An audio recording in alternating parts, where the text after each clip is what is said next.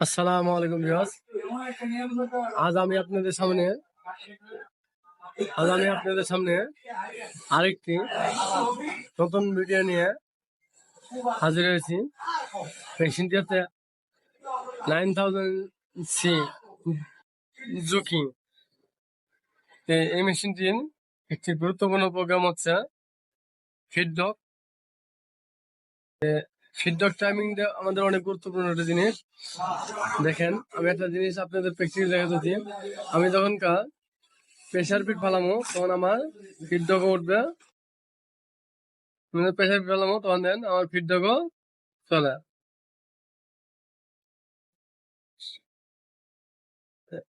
আমি pressure fit ফেলালে আমার ফিডব্যাকও up down করে। কিন্তু এই মেশিনে একটি প্রোগ্রাম দেওয়া আছে যা প্রেসার ফিট ফেলালেও ফিডব্যাক আমার আপ ডাউন করবে না, অন্যান্য মেশিনের মতো স্থির থাকবে।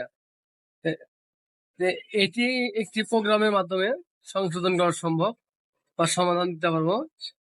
এই মেশিনের কোন প্রোগ্রামে গেলে আমরা এই সমাধানটি দিতে পারবো। অনেক সময় অনেক কাজে আমাদের লাগে। চলুন আমরা ওই প্রোগ্রামটি দেখে আসি। ভিডিওটি সম্পূর্ণ আপনারা অবশ্যই দেখবেন, আর যদি ভালো লেগে থাকে তাহলে সাবস্ক্রাইব করে চলে যাবেন। চলুন আমরা প্রোগ্রামটি দেখে আসি। এই প্রোগ্রামটি আমাদের বের করতে গেলে এম বাটনে চাপ দিতে হবে। এম বাটনে চাপ দেওয়ার পরে এই বাটনে চাপ দিতে হবে, দেওয়ার পরে আবার এই বাটনে চাপ দিতে হবে। দেওয়ার পরে আমাদেরকে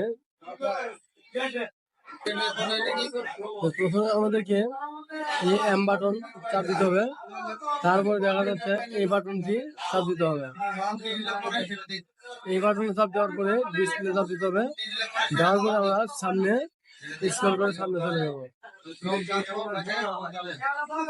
এভাবে আমরা স্ক্রল করে সামনে চলে যাবো। সামনে চলে যাওয়ার পরে এখানে লেখা আছে 326। এই 326 নাম্বার প্রোগ্রামে আমরা চলে যাবো। লেখা আছে ফিডব্যাক 0 পজিশন। এই প্রোগ্রামে আমরা এখন কিন্তু ফিডব্যাক আমার প্রেসার ফিট করলে ফিডব্যাক আপ ডাউন করা। এখানে যদি আমরা 0 করে দিয়ে দেই, 0 করার পরে দেখতে পারবেন কি হয়। 0 করে দিয়ে আসলাম। 0 করার পরে এখন দেখেন, এখন কিন্তু আমার প্রেসার ফিট করবে, কিন্তু দেখেন প্রেসার ফিট পড়তেছে কিন্তু ফিডব্যাক আমার আপ ডাউন করতেছে না। প্রেসার ফিট পড়লো, ফিডব্যাক আমার আপ ডাউন করে না।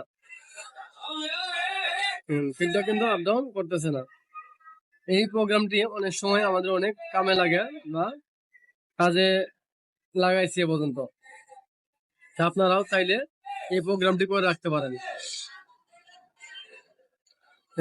আপনার এই ভিডিওটি কেমন হয়েছে তা আমার কমেন্টে অবশ্যই জানিয়ে দেবেন। ভালো লাগলে চ্যানেলটি সাবস্ক্রাইব করে যাবেন।